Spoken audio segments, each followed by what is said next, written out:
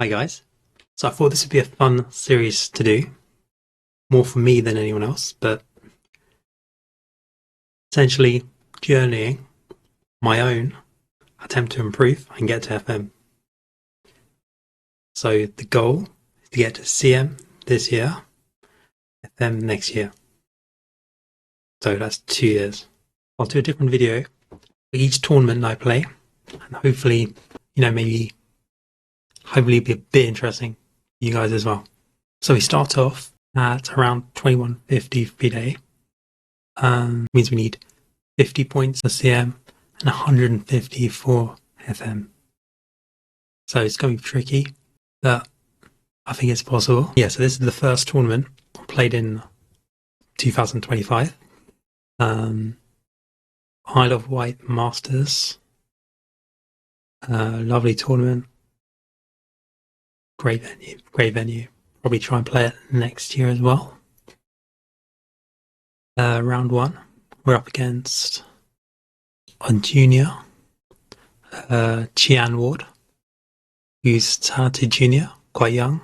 So he had a tricky pairing because if you look at his rating here, you can see he's only 1866, which is a bit of a joke because he's been over 2000 before. So he lost 100 FIDE points in his last major tournament because I think he was playing other juniors. So it's going to be a tough game. However, I did have a plan here. And this is actually my fastest game of the tournament. So in actually he played Queen's Gambit, declined. It's black. So I had an idea that I would try and take him out of theory a bit here. So let's have a look. So this is a fairly standard position in the b3. I don't normally play b3, but didn't really want to get into theory.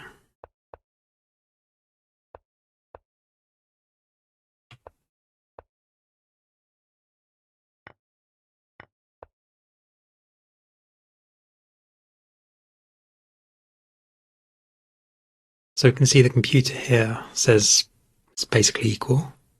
It's a fairly typical type position. But I do have a plan here, and I think it actually won me the game, even though it's unsound. I think I need for the improvement to look at this as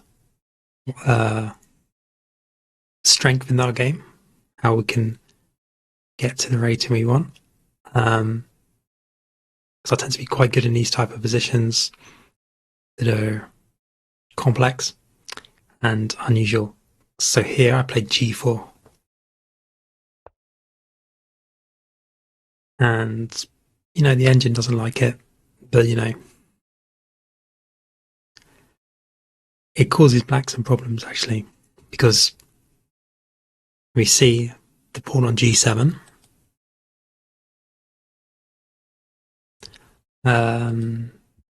This pawn here, it's always quite weak on this diagonal, the bishop. So you can probably pose some questions here. Yeah, I think in general, castling here looks really dangerous. But it's probably the best move. Maybe takes on g4, which he did. Suddenly, his position kind of starts to collapse a bit. So let's have a look. So I take on g7. And here he tries bishop h4. Now, if he plays rook g8 here, we can take on h7. So really, I think bishop f6 I was expecting here. If he goes bishop f6, I guess we can just take this rook. So let's say takes. And yeah, this is the position I was expecting. So you've got knight c3. Or maybe can take h7. Take a1. He can. Let's have a look. takes, and then try and go into this. I think this is what I was thinking in the game would might happen, and I'd basically be equal material, but I think our king's a lot safer than his, and we can just push this pawn. So that is fine. Move back to the game. We have this interesting move. So his big plan here is actually to go knight e3 at the end, which I can see a lot of players, particularly in faster time controls, falling for. Because it's quite sneaky. I'll just show you what I mean. So if I take here, takes king d1, knight e3, and suddenly we're losing our queen, which will just end the game. We takes, and then this pawn looks really weak. I'm not really sure what's going on here. Maybe I could play king d1.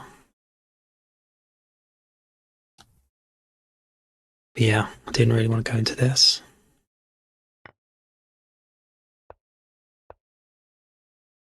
And I actually made an error here.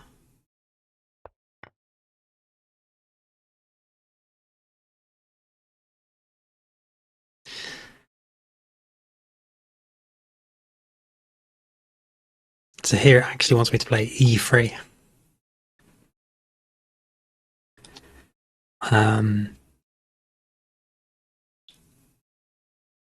So I play bishop g2. I'm just going to castle. If he moves his rook, we're going to take on h7. And my thoughts were I can get king f1, which should, maybe I should have been a bit more worried here because it's only +1. But in the game, I thought this was just winning for me. I think I missed his potential continuation here. So let's have a look at what he could have done. So if he takes on f2 here, king f1, now bishop d4. Yeah, so if he does this, he's actually, he's got a playable game. He's only 0.9 and yeah, I shouldn't have allowed it. To be honest, I didn't even clock that this variation was possible. Which is weird because it's only a couple of moves deep. I should have looked at it. Yeah, that's not particularly good. So when you're in the game, he took with the knight, which I think loses because it's castle. I wanted to go into this as white. So the problem he has here, I'm just going to take on h7 if he moves his rook, and everything's falling. Going to get one of these. But yeah, it's probably almost resignable now. So he plays bishop f6, take the rook, and yeah, this is just, I think he resigned here actually. Yeah, so that game was pretty fortunate for us, that g4 idea.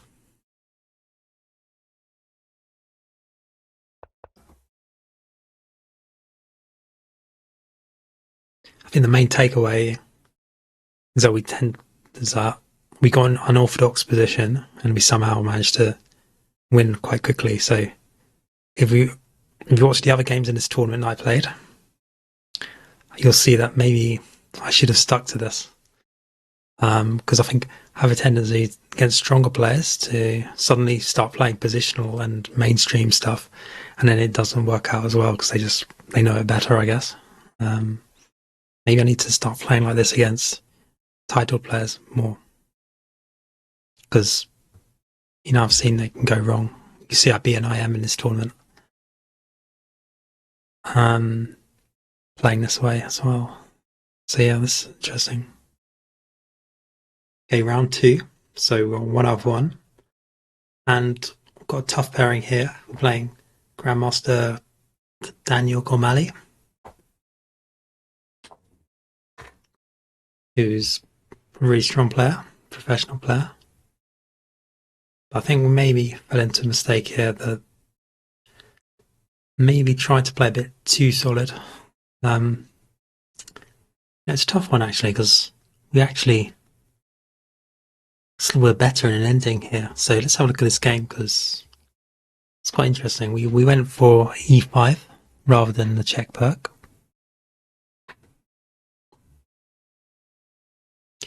And so we're going to Roy Lopez as black here. So Daniel plays the absolute main line. So we're using the weapon of Fabiano Caruana here. So backed up by his chessable course, which is really good. So this is a really common position, I think. But the problem here is I haven't myself played it as black in an overboard game until this game. So I do wonder whether, practically speaking, probably not the opponent to wheel this out against. But I mean, in the game, he got a very good position. We just didn't have much time left. So let's have a look. So this is the absolute main line. You can see here we've got games, Carlson, the Caruana. So basically it's a common position. It's meant to be about equal.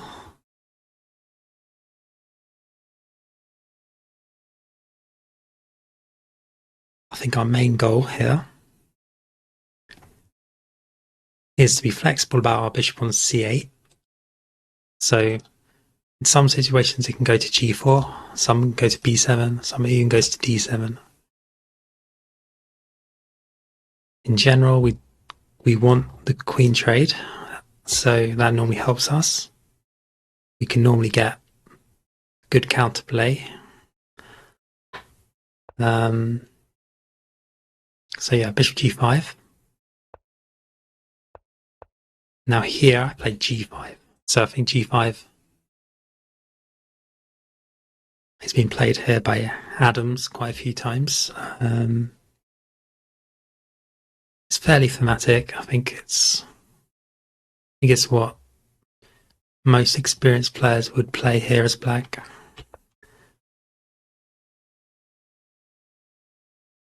But the only problem was after this position as black, sort of went into the think tank,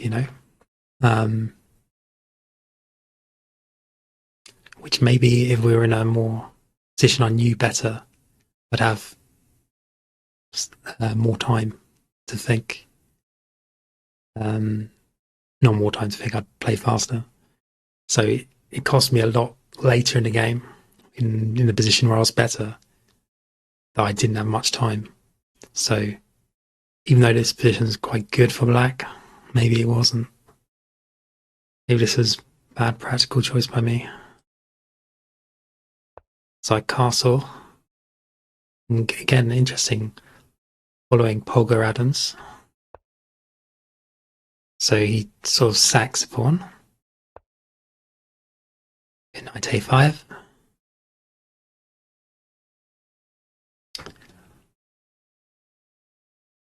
Yeah, so here,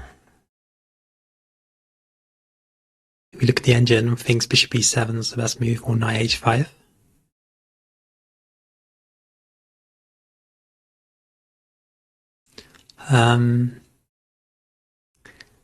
See, my thoughts here were that he was going to take on e5 at some point, maybe try and win the pawn.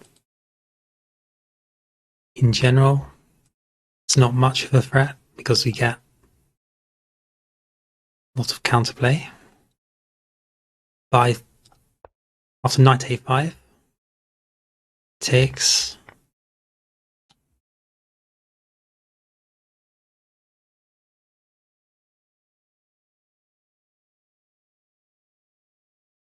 Actually, put knight takes b3 in, and then knight h5.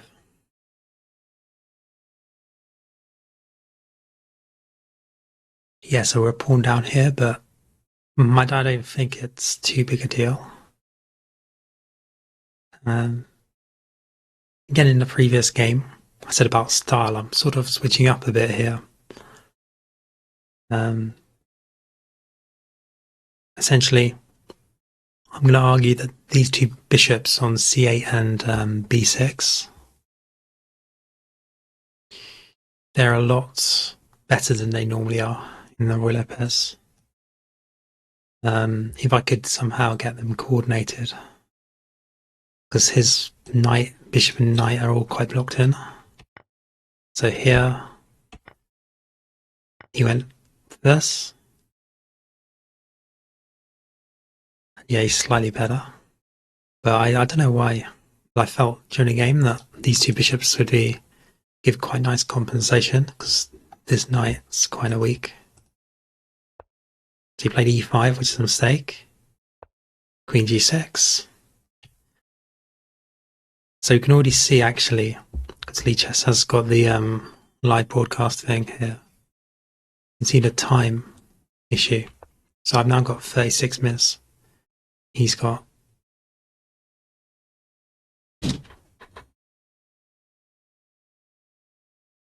significantly more.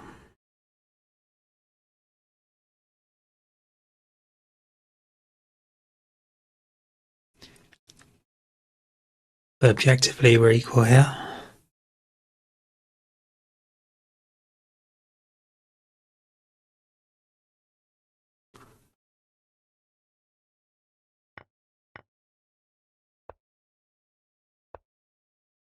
So we just develop on the nice diagonals. So we get a lot of pressure. Yeah, I actually thought I was doing well here. 92. So yes, the computer thinks it's dynamically equal, even though White's pawn up, but it's just these bishops so powerful.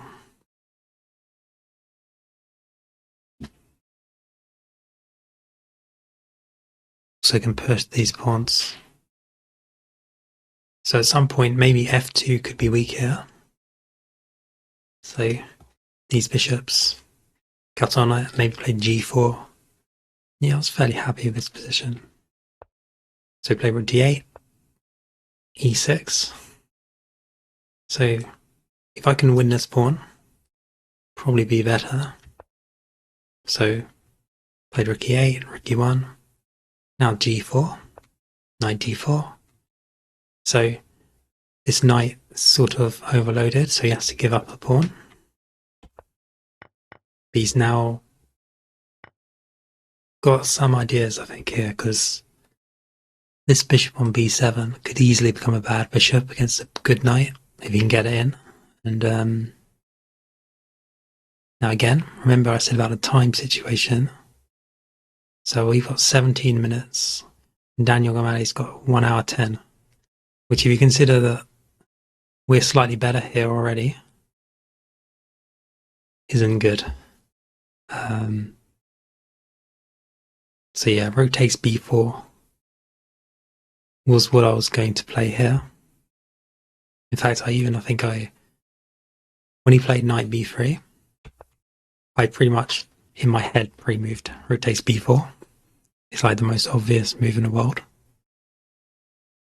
Then I sort of overthought it, and ended up playing this bad, terrible move. I actually missed the tactic here, because this knight can, it seems crazy, but this knight can actually somehow hop to f6 if I'm not careful, which is why rook d6 is so bad, because play rook d6, this knight can swing with extra tempo. So I wanted to play bishop c8 here, but then knight e4. It's quite a nice win. So if I take here, this wins. So in the game, bishop d5. And, I'm kind of shocked it's still equal, But the problem again, time. Got 8 minutes, he's got an hour. This is suddenly very difficult to defend for me.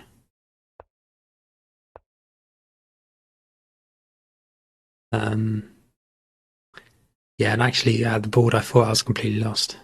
I'm surprised. I don't know, for some reason I felt like White must have a win here, but it turns out it's just equal.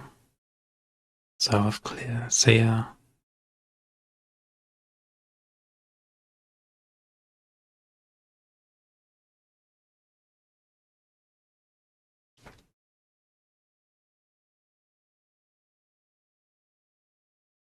The main problem here is his pawns are also quite weak on a6 and c7.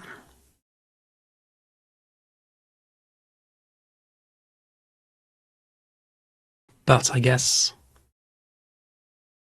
for White's problems, these pawns are very weak as well. So even if he won all three of these pawns, maybe it wouldn't be as big a deal. It's probably still an equal ending if I play it properly. So you can see here we're still minus 0.1, which means we're slightly better. King here, rook c1, c6, rook a1. And now I think we went wrong. Yeah, so rook d8 is probably the best move. Just gonna, if he takes, we're gonna go rook a8. And if he goes to the knight, we'll take on e6, so yeah. Yeah, that makes a lot of sense actually. This should have been what I should have played. The end of the game, I played king e7, which is really passive. So he just takes. And yeah, here, we made a blunder with 3 minutes left. So I should play rook d5. And yeah, maybe we're still somehow holding in the game. Played this move and just takes, and yeah. Resigned because takes, and then knight c5's coming. So yeah, that's a shame. But on the plus side, I mean, we were doing well. So around about here, we're doing great. And let's say I don't know, say the time situation was reversed, I'd probably be the one pushing for a win, which is good if you consider this is a grandmaster. So this was a good game actually.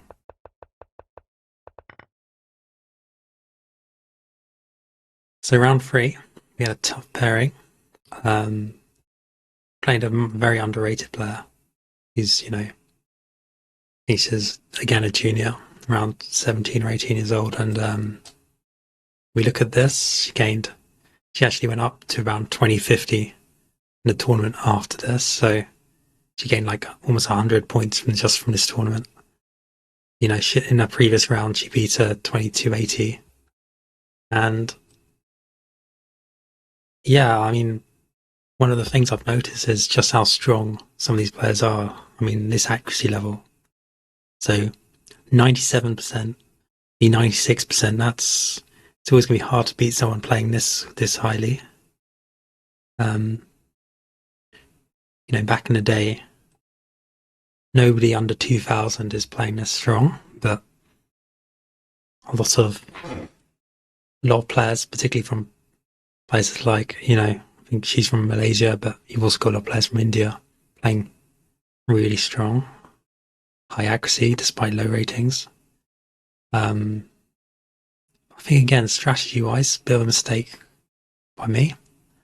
I went into the Open Sicilian because I wanted to win, basically. But she's very well prepared.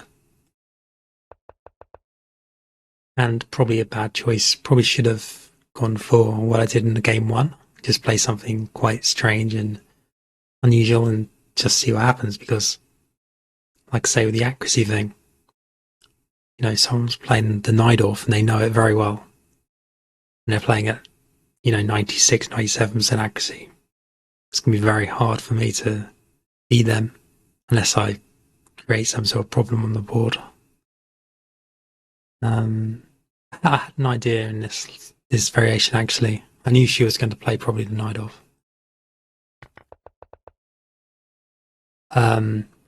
So here, play knight e2, which is the old main line. So you can also play knight f3, which is also, I think, Geary's chessable course on it.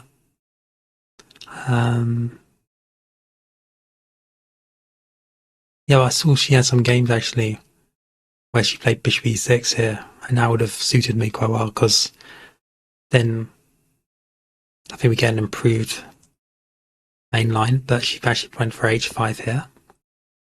And I think this is actually the best move, really, because this knight on e2, he would much rather be on f3 now.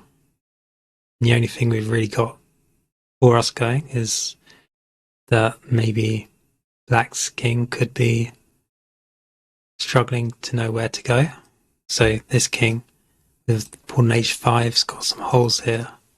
It's probably not going to go kingside. Also, probably not going to go queenside, so it's kind of the only drawback for Black here. In the game, played this, which is, I think, main line. So you got games by Nakamura Caruana playing it. So she blitzed out her moves. Again, you can see we're down on time a little already. I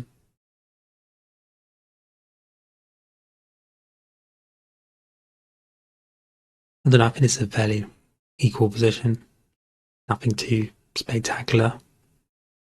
But again, the main problem here actually is that she's probably had this position about 1,000 times probably in online play.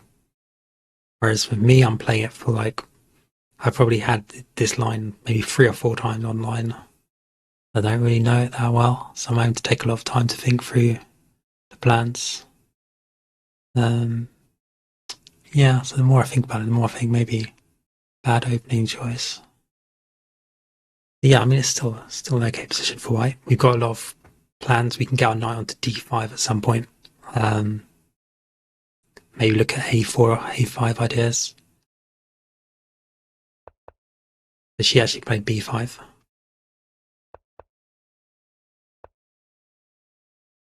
So here, b3. Computer thinks it's okay. Actually, there's a Grandmaster game in this line with Swerts, but I don't know, it felt wrong, but maybe it's okay. I'm basically trying to control these squares from this knight and long term maybe get knight d5 in. Also, I've got a cheapo threat of f5, which nobody's going to fall for, but yeah, it kind of forces her to move this knight to get some space for the bishop in case I play it. She goes knight v6, knight d5, and already it's getting a bit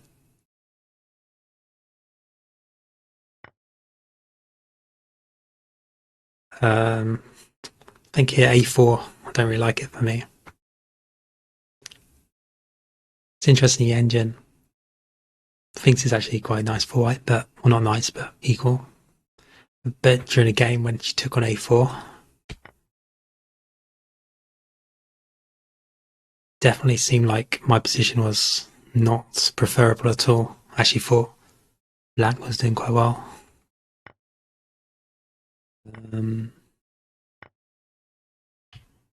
So yeah, here I had a crazy moment actually. I thought maybe I could win the night. Queen b5 at some point. It doesn't quite work.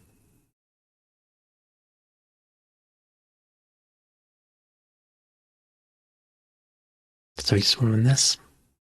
There they go, queen c6. We can take,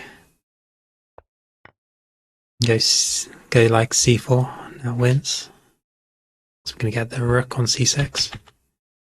But the problem is queen d7. Don't really have an answer to this.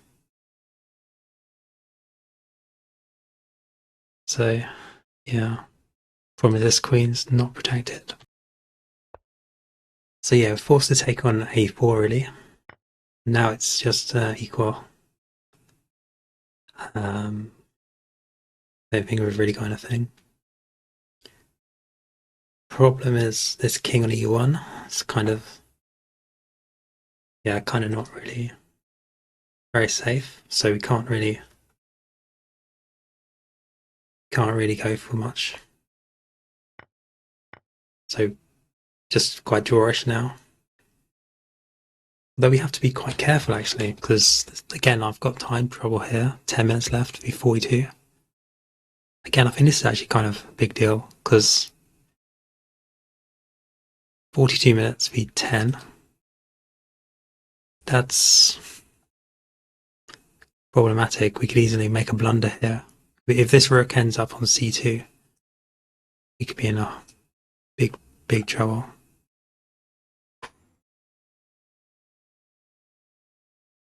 But yeah,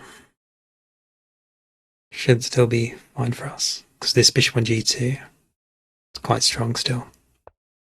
And we do have the bishop pair. Like king e6. I remember at the time thinking king e6 was like a massive blunder. The engine disagrees, thinks it's just 0.1 to me, but I remember at the time thinking, getting all excited, thinking, oh wow, maybe I've got some sort of sneaky f5 checkmate idea here.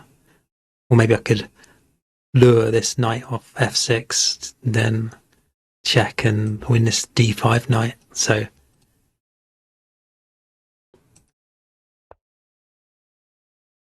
played bishop d2, but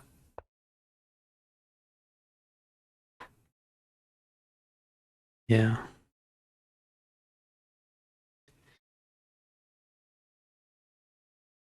So we played g4 here, maybe. That's what I was thinking. And then try and get this knight away. And then f5 comes in. You pick up this knight. But problem is, they don't have to go into it. They can just take on f4 if they want. Or even just take on e3, I guess. Yeah. So bishop d2 first. Still got thoughts of castling. Who knows? So they take on c2. Now it's getting kind of risky for me. You can see my time situation here. We've got 6 minutes left. So you can imagine the board here. Leaders really strong. Young WFM, we're in deep trouble because they've got 35 minutes left. They've just taken on c2. And I'm thinking, oh no, what have I done? Because this position is really complicated. Look at an engine here. We're actually slightly better. So that g4 idea is actually quite strong. Just planning to play f5 next. And they have to go back. Rook c7 is the only move apparently. So in a game, I actually played rook f1. F5 checkmate is the clever plan, but obviously she wasn't falling for it. Rook a5. And g6. So at least we're only equal now. The rest of the game kind of petered out quite quickly actually. Although I was quite aware here. So if you look at the time again, 57 seconds left. So we're playing on increment, whereas she has 7 minutes. And I actually thought at this point maybe 95 might be strong.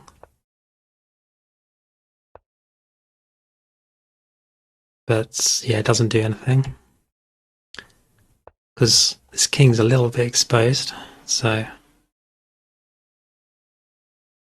just objectively equal though, but one of us could easily blunder this.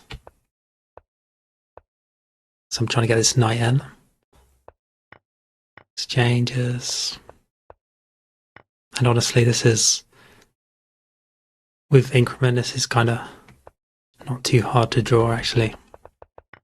So don't have to look at it too much, it's just basic draw.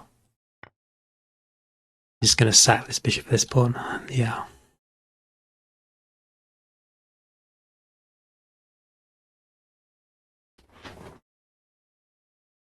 So yeah, an interesting game, but objectively, I think going to the Open Sicilian maybe wasn't smart. So something to look at in the next tournament, maybe to play not to go into the main lines as much. Because clearly she played it very well, but maybe draw was just a fair result. Okay, next game, round 4. So I felt I need to get a win here, but we're actually black against someone who's around 2000. But I did notice that they were quite an aggressive player in their lines. And I was fairly sure if I played something like this, the perk, that they were going to go into the main lines and they would have studied it. So I could have gone in 3-5 like against Daniel Gormally, but instead I thought I'd mix it up with the Caracan. Because I did see that he played this line. So it's kind of a bit of preparation, I guess. Not really massively prepared in it, but I think black's okay here. And also, in the line I play here, I think it suits my style because we can get a really nice attack going quite quickly as black. And white kind of has to play well. And this position is quite rich. It's got like not a lot of theory, which means, you know, better player comes out on top normally in the two knights defense.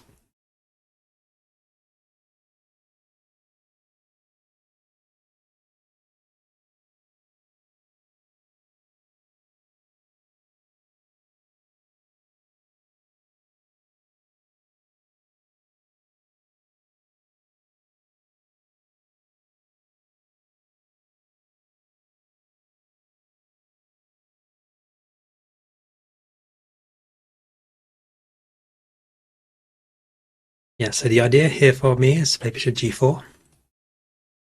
With the point being, actually kind of similar to our check perk stuff, which is d6, knight f6 in the classical. So that would be, you can imagine this line here.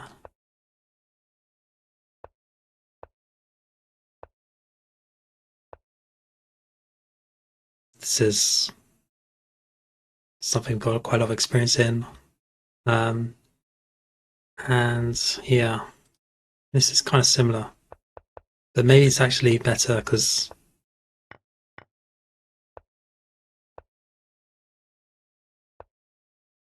I think black's doing quite well here. So we've lost our bishop pair, but we got really nice squares for all our pieces. And yeah, I think it's just a interesting game. So we're actually following game by Morozevich v Vitikov, which was a draw. I didn't know that actually. Though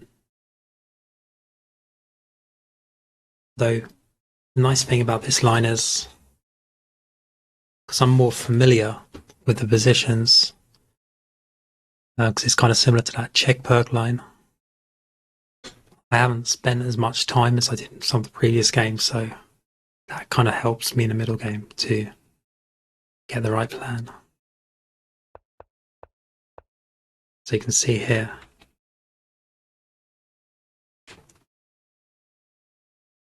it's kind of crazy that black's already nearly winning. I think bishop g2 is a bit too passive.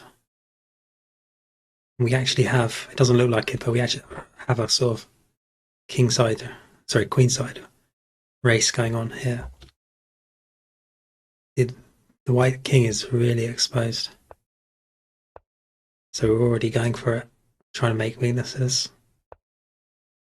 So we're going for this. Takes. And wow, 2.5 already. So there must be something better for him here.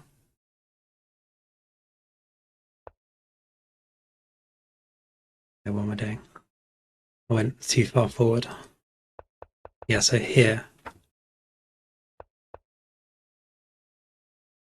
there must be something good for him here, or better than the game. Bishop c1 seems to lose. So what does White do here? Okay, king a1. So yeah, if White goes king a1 here, maybe it's not too bad.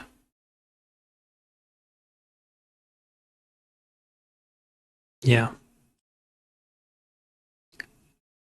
So bishop b2 check, king b1. Yeah, doesn't really do much for me. Yeah, in the game. And White is in a whole lot of trouble.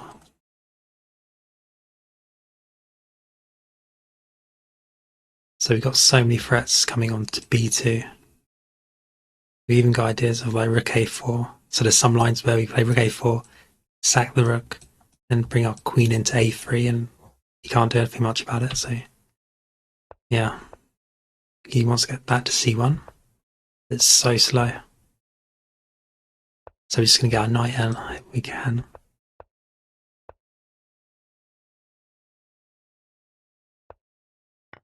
Just take this.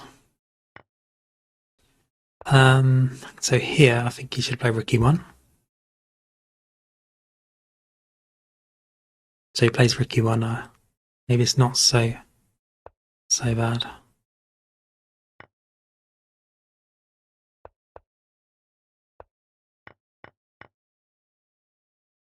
He takes here.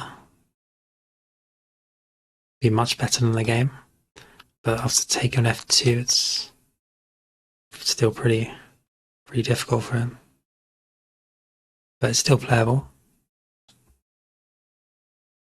I mean, I think this should be still winning for me.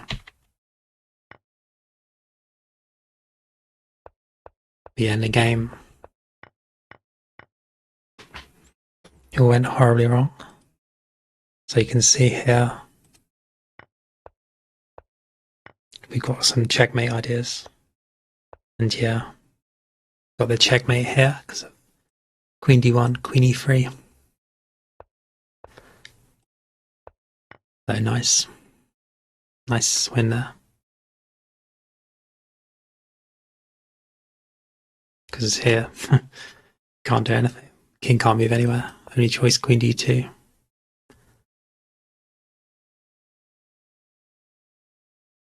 So that was a good game for us.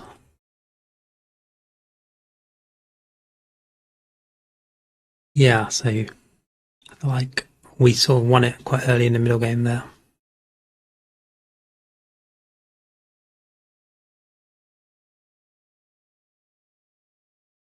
So here we're up against Greet in round 5. Remember, it was, I think, we were playing 2 games a day on some of the days, so a bit tired here, I think. Probably one of the weakest games we played, but even here we're in equal ending. We made a really bad error. Went back to b3, which, yeah, I think it was an okay choice. Didn't work out, but I think we got an okay position. So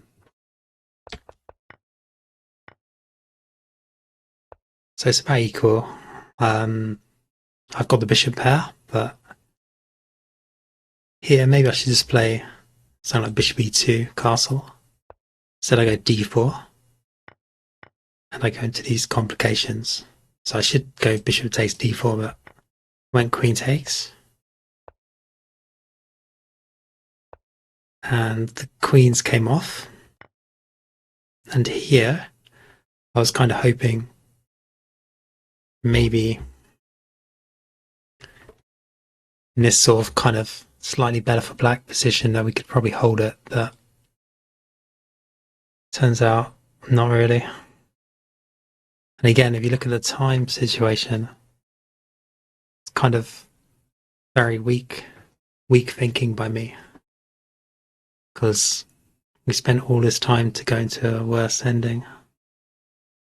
And yeah, but I mean, it's still. I mean, if we left the engine to calculate for longer than it has there, it'd be about equal. It wouldn't be 0.2 because, as you can see in this game, as we go play on, it's definitely good for Wight. So, like, we're already plus 0.2 after about 4 moves. Again, the main problem here for us is spent all this time to get this really good middle game against the IM. So he's a very strong player, Hendrik. I think I've played him before. He's always been very strong. Over 2400 normally. But we were running out of time and we kind of need to find the right plan here.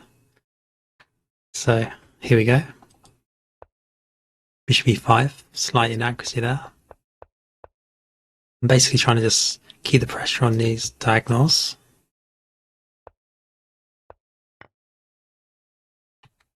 Yeah, so we go wrong a bit here. But again, this is still... See this, even though it says 0.03, you shouldn't read too much into that because it's just stockfish in the local browser, but really in a bitter end game it would be drawn. So it's like the main problem for me here is this 18 minutes left. Yeah. So here it's starting to get a bit bad for me. I need to play a move like bishop e5, I guess. Yeah, bishop e5 needs to play. Now it definitely is worse for me. And I just played this terrible move. Yeah, so really bad endgame play by me. And yeah, it just went horribly wrong. Yeah, so I definitely think this is probably objectively probably the worst game I played in the tournament. Even though the middle game I was doing quite well. But this endgame play is shocking. Knight g5 is just awful. But even here, bishop e5 is kind of a lot better than what I played. Maybe it's still potentially drawn. But again, the time issue as well. So, yeah. It's definitely something we need to look at for improving.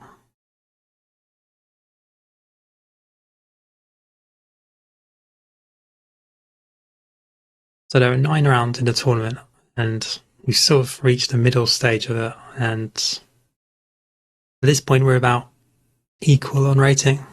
So we had a rating performance at this point of about, I don't know, 2150 odd. So he was going reasonably but not great, and I feel like the next game was a turning point in a way, because I think if we lose the next game where we're black against someone who's around 2000, and I think if we lose this one, the tournament would have gone bad. But because we slightly survived this game, it sort of was a catalyst to go on a winning streak and beat an IM. So individually drawing this match, probably not great, but this player who's playing is quite a young player. He's about, I don't know, 20, 21, and very underrated. So he's just under 2000, and he was just outplaying me, to be honest. So let's have a look. We got really lucky, I think, to not lose. So this is King's Indian. So this knight d7 thing. Actually had a game in the main lines of this knight d7 thing relatively recently in December against, I think it's Massic, I can't pronounce the name, Niam Cooper, who's playing in this tournament as well, actually, from Poland. And yeah, so it's possible my opponent probably prepared this against me. Yeah, or the line he played at least. So maybe I should have been more smart here and deviated, maybe knight a6, something like knight a6 or even bishop g4. Because I think he was playing quite fast. You probably see we get 30 seconds increment with 90-minute start, and he was, instantly blitzing out every move. So clearly he probably knew what was going on here better than me. So he took here, and we're still in the main lines. And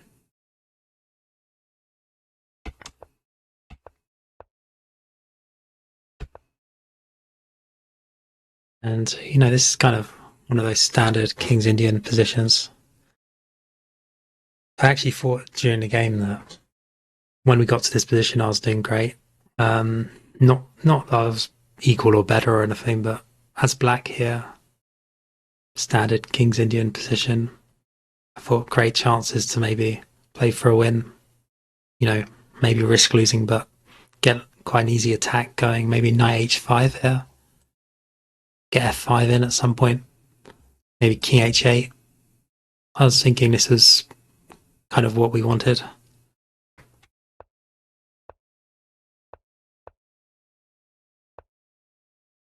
So he played this knight d2 to b3 idea.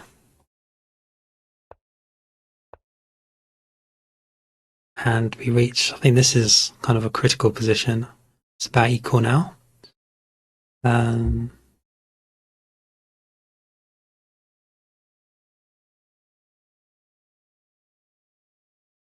Not sure actually here. It's kind of hard to see a way to break free for black without taking mega risks.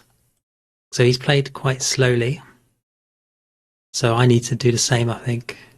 So maybe I mucks up a bit here. So I played h5, going for the attack. I'm just going to play moves like king h7, h4 maybe. It's a fairly standard idea, but I don't think it's correct in this specific position. But yeah.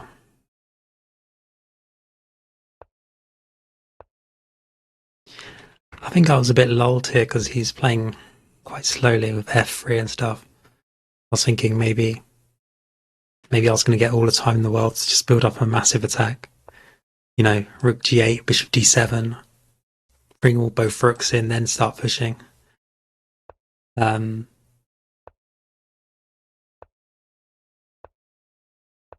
He started to play really well here. Because c5 was a really good move, actually. I think I miscalculated how strong it was. Takes. So he's sacking this pawn, but he can get it back whenever he likes, really, with this knight maneuver. I try and. So here, I think he's actually slightly better. And I'm starting to go wrong. So I'm being outplayed here. Knight h6, very bad move. The engine wants me to play h4, which makes more sense. And wow. So he's managed to get plus 1.8, so this isn't good for me. Takes. And yeah. I mean, we're just losing, right? You can imagine this is not going well for us. We've also got 10 minutes left, which isn't good. So I'm actually just, I'm actually kind of close to almost resigning this, because, I'm just 2 pawns down for basically nothing. Yeah. Thankfully, I had one sort of sneaky tactic here. Trying to exploit these pawns. And you can see here, we give away 3 pawns, but we go for this. And I think this kind of hoodwinked him a bit. Because now he's only got 4 minutes left. And suddenly he's scared of being checkmated. So if he plays something sloppy here, we've actually got some checkmate ideas. This king has got no squares. We're covering all of the G file. And this knight can hop around, obviously with Freddie say the rook as well. And our king can slowly move forward to cut out squares as well. We've also got ideas of check here and take on e4. So let's say he tried to get his king in there.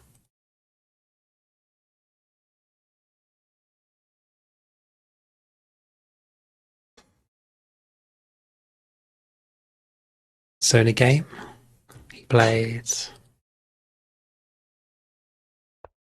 rook d3, which is a good move. Check. It's actually a mistake. I should have taken there, but we're kind of both playing on increment now. He's only got a minute left. I've got 5. For some reason, I was oddly confident here, even though I was completely lost. Yeah. So this is just a lost ending, right? The only good thing we've got going here is that we're both playing no time.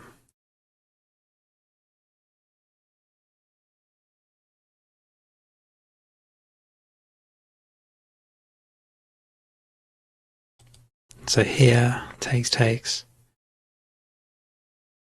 plus 4.7.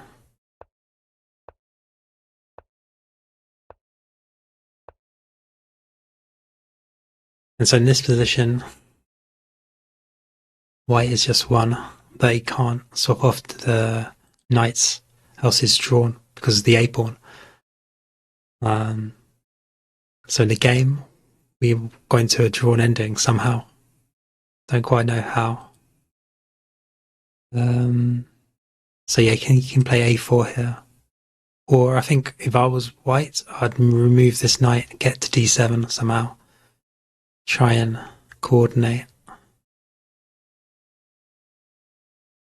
And then maybe slowly move the king around. So let's say knight c4. Yeah, it's a table-based win for him. In the game, he played this move. And then we can take. And yeah, it's just a draw. Because he's just that one move too slow. We can get this king to a8. So we agree to draw here, but basically I'm going to do this. I mean, if he moves his pawn, we're just going to go king to a8. But yeah, and this is a well-known drawing technique. Just gonna, there's nothing you can do to stop it.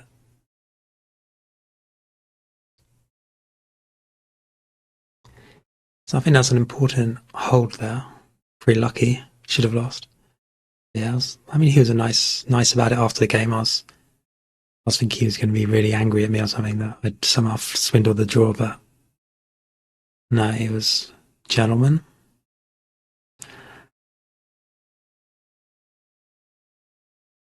Okay, so now we're going down to the final 3 rounds, and having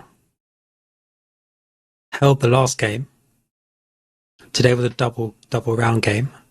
I felt oddly confident because I felt like we got lucky the previous game. I thought we could go for a win this one. So we're playing another player who's over 2,000, and again, I wasn't really sure what opening to try here. I saw in the database he'd played some really high level chess with solid play, so I wanted to just get out of the opening book and just play something. So I'm essentially playing the last rounds of same opening but a tempo up.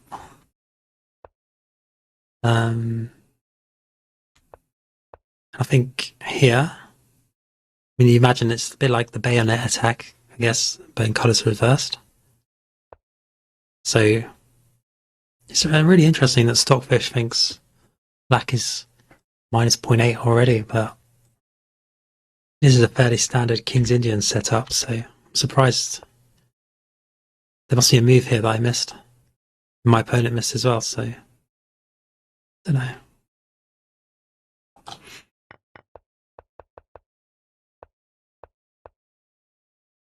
So I'm just gonna reroute these knights, get one to f5.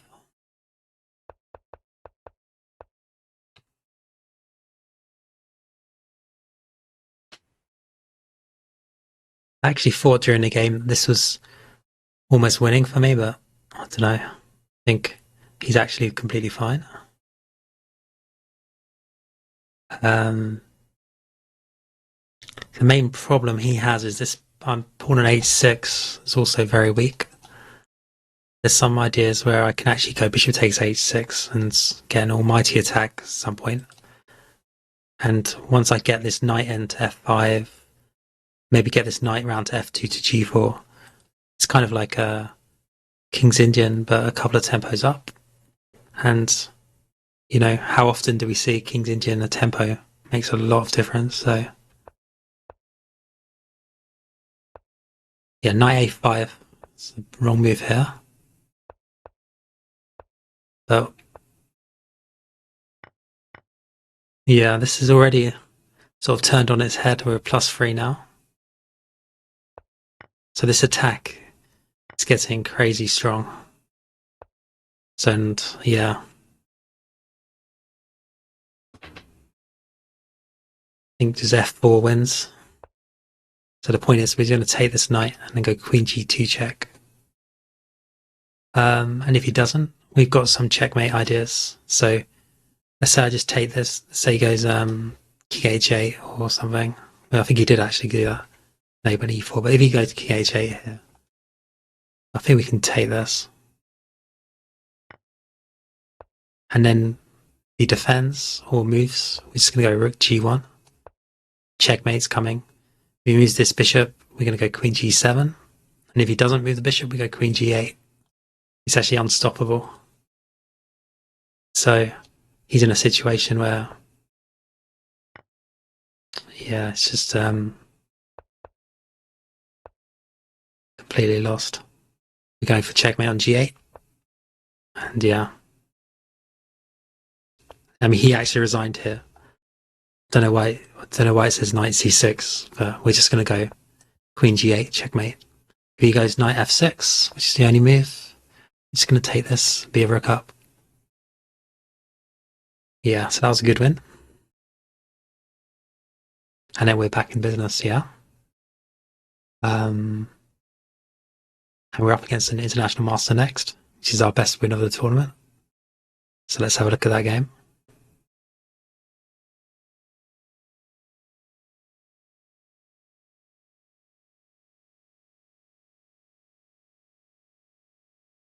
Yeah, so I'm up against international master from Wales. I think his brother's also played in this tournament. He's also an IM from Spain. Yeah.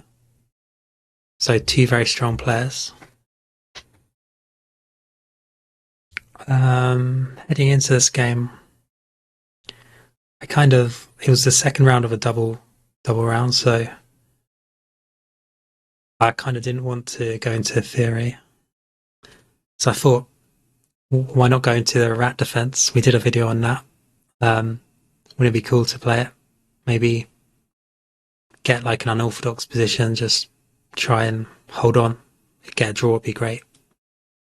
Then the game, he actually transposed into, well, it suits us. Remember, we had a really nice win against in the Caracan with a similar thing, with the knight f3, knight c3 thing.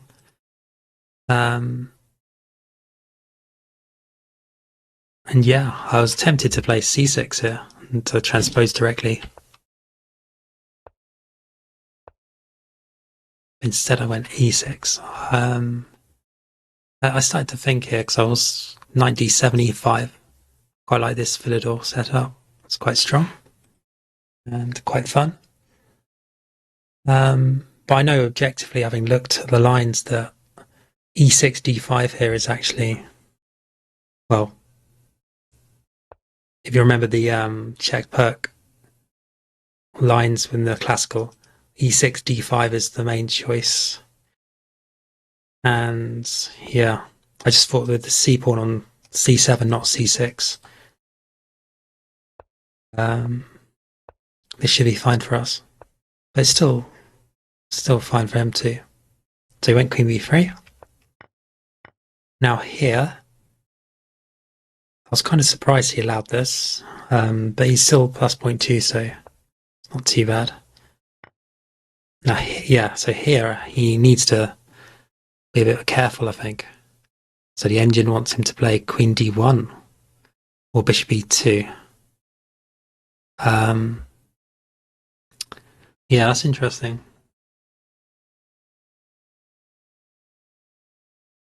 I expected him to take on c5. He did do that, so, but apparently a blunder.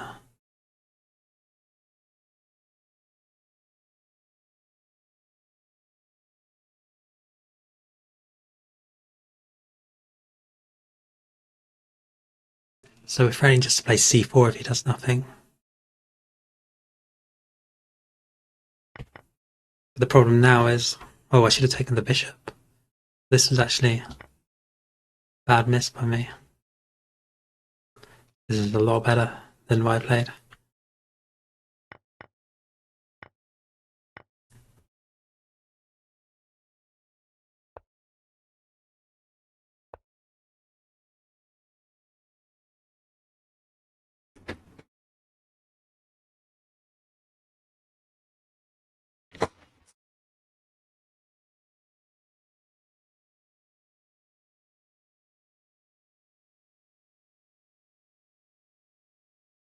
Yeah, so similar to, remember the game against Daniel Gormally, where I sacked a pawn for really nice bishop on c5 or b6, whichever it was, and I'm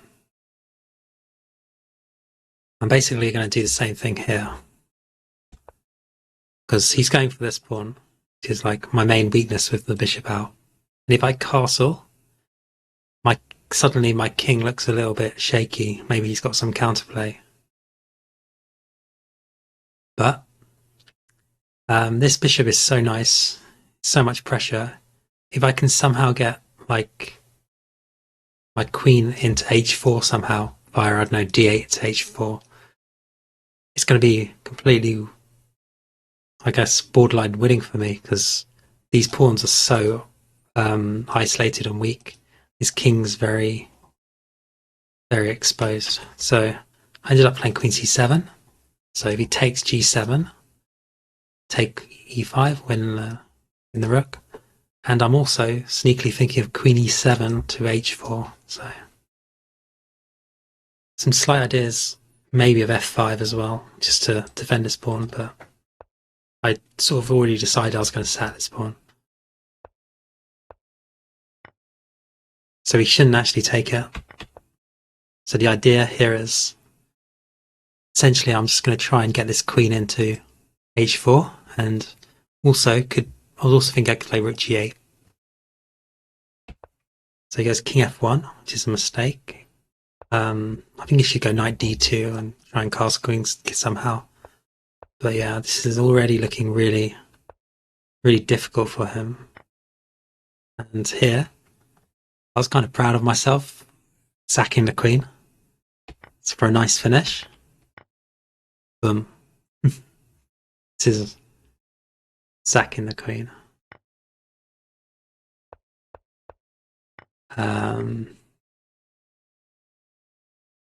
So yeah, here, I think he's lost anyway. It doesn't really matter what he does. I mean, if he takes the rook, doesn't really help him. So I'm just going to go f3 next, and then queen takes h2. It's going to all collapse for him. If he goes something like f3, I've actually got rook g1, and he's getting He's in a world of pain because of this diagonal is so weak. I could probably play rook g2, queen e5, anything really. So yeah, it's looking nasty for him. So knight b5, I mean, yeah, the problem he has here is that I've just won so many pieces that I don't even need to worry too much about whether or not I promote this. Because it's like, yeah, he resigned here. I'm just going to be 2 pieces up for nothing, basically.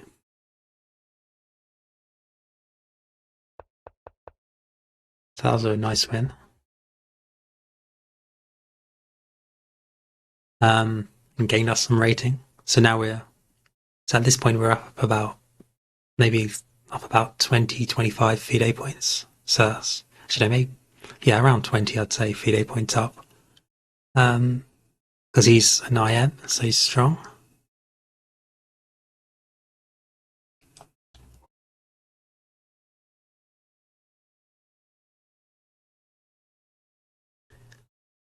Yeah, and I think, looking at how we beat him, we went into an unorthodox position. We played good attacking chess, sacked the queen, were able to overcome him. And I also played quite fast in that game, so something to learn from. So in the final game, I really, really didn't want to lose this one, because if we get a draw here, we've gained, for the tournament, we'd have gained about 20, 25 points, because this guy's around 2,300. And it would have been, a really strong performance. Unfortunately, didn't go. We made a mistake here, but we still gained around 10 fide points. But it was an interesting game, actually. Let's have a look.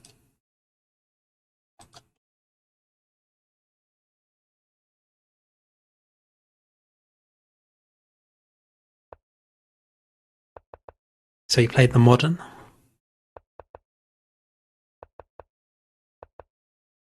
And this guy I noticed he took a few buys, but he'd had a really good, so yeah, he took a buy in one of the rounds, but he'd had a really tough draw. I think he beat an IM and GM or something in the previous rounds. He'd played the top seeds. So, he's gained like 30 fide points, so it's a very strong player in an FM. So I didn't know we were actually following a lot of top games, but yeah, I think I'm already gone a bit wrong here. Just from a psychological point of view, I never play these positions as either colour. When I play the perk, it's normally with c6 and the check bug. So here, I'm entering a position where I don't know much about, and that he plays every game, probably. So here, we're actually slightly better, but we look at the time situation, things like that. We're starting to think a lot. And I made a error here. I should play bishop c4, I think.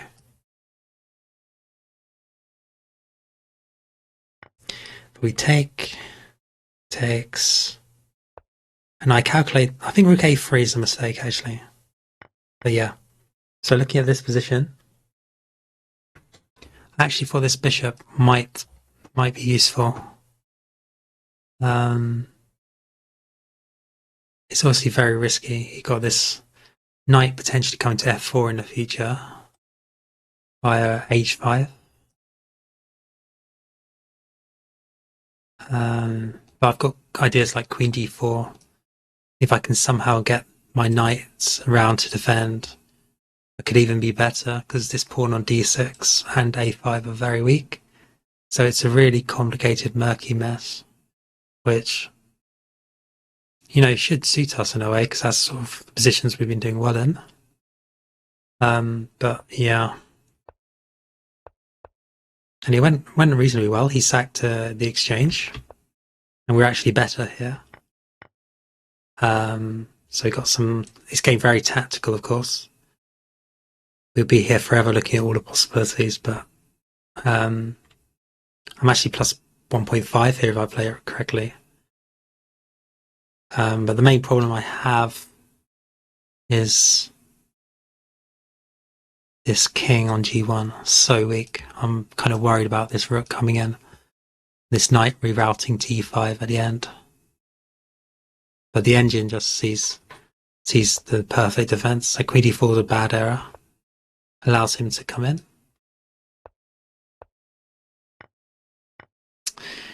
Yeah, and this is suddenly at the board. I've got 9 minutes left, and he's got 38. And in my head, I'm thinking maybe it's completely lost for me because I don't see this 0.0 thing saying that I'm completely fine. I just see this massive attack and my extra exchange not really mattering.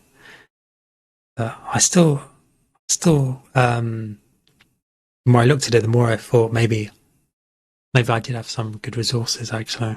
Because this rook on a3 covers a lot. So it's 0.0 and I kind of offering a draw almost. Because if he goes rook e4, it's perpetual, or whatever it's called. Freeway repetition. And yeah, it's 0.0. And